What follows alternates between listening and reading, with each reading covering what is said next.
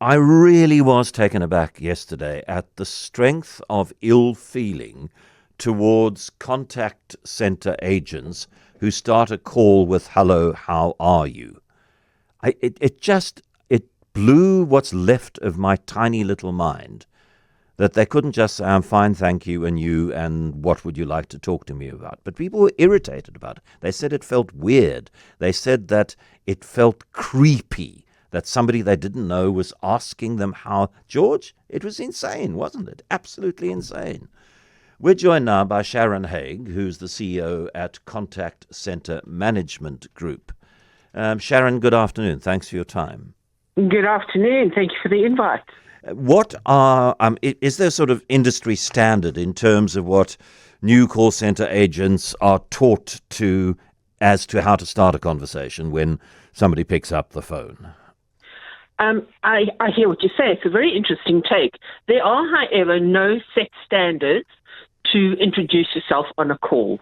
They are obviously coached on how to get into a conversation as soon as possible. And what form does that coaching take? I hear you say there is no absolute fixed template, but Yes. what sort of advice is given? It's not regulated, so it would be what the company deems to be the appropriate way, and it'll come down to how the trainers feel, or I would say their culture, because you're now talking about I suppose cultural differences on how people want to be greeted. And I hear you that it is pretty creepy when some strangers asking you how you are. There are far more pleasant ways, introducing themselves straight away so that you know what you're in for. And, you often get that, "Oh, I just need 2 minutes of your time," which, unless it's really 2 minutes, I'm going to hang up after 2 minutes.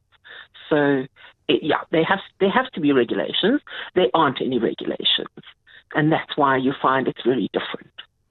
Okay, so the suggestion was made by several of the listeners yesterday that they would feel more comfortable if you picked up the phone and you said you don't have true caller, and so it's not identified as spam, and you go hello, and somebody says, "Good afternoon, my name is Simpiwe, and I'm calling from Vodacom with a wonderful offer for you." Yes, that would be the appropriate way, and that is the way I would assume people should be coached. This "hello" and "how are you," and then getting off to the start. And people are going to really retaliate and say, "What's it got to do with you?"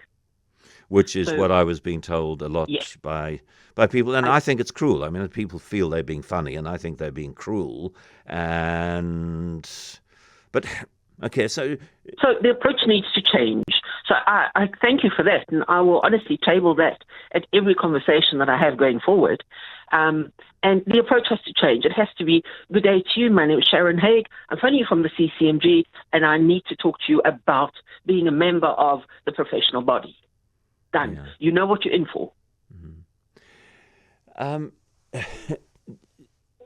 Sharon, the general response, and it's very much people who answer the phone Yes.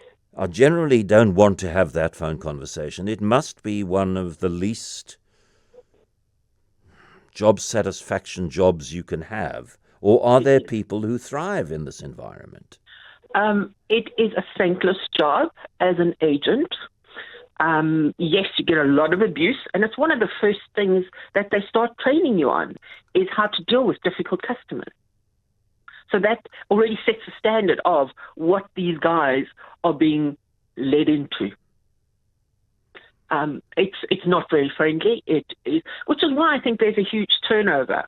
But I would have thought that, post COVID and all the digital implementations that went on, and the fact that all the mundane work was being done with computers, that we should right now have people 2 years later that are far more professional, which is what we strive for as a professional body.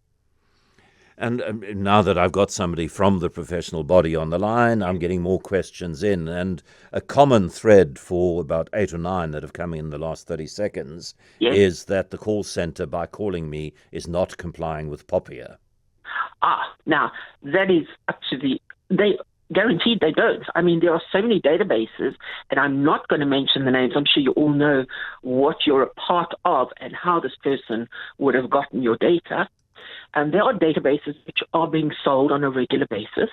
I think you need to just make it clear to your audience that there is a do not call list that they can register themselves against. And any reputable outbound calling contact center would have had to dedupe their data against this do not call database.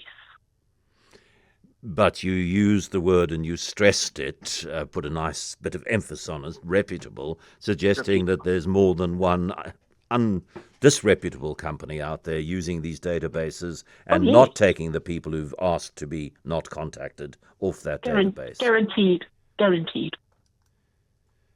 Which is sad. But we now do have POPIA. And the POPIA Act is going to be a very interesting one. And I do know that they've got quite a hawk eye over the contact centers. And people need to report it. You know, it's the same as a contact center agent or a professional that is designated through the CCMG. If we get reports of those people, we have to action it and we have to take it to our board. And we need to have a look and see what the transgression is. Because anybody who is a professional with a designation is held by a code of conduct. So those are the people that would conduct themselves in a different manner. Yeah, somebody else saying, I am on that do not call list, and I'm still getting calls for all the big call centers, from Vodacom and banks included. Challenge them straight away. Just say, I'm on the do not call list. I want to speak to your manager, and I need to know where you got my details. Why can there not be an opt-in list? Why do I have to opt out? Why do I have to go to the trouble of removing a name that I never gave permission for it to be there? I'm putting questions to you that aren't really your. I hear you, but I'd like to help. So to have an opt-out list is far easier, because as you go through life, you take out a new insurance policy and you may just decide, I am quite happy because of their rewards program to accept information from them. So it's far easier to go and opt out of it instead of saying, do not call me completely, or I have now opted into these.